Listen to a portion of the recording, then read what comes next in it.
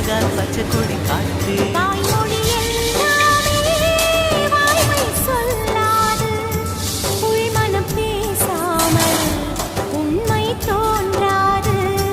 வாய்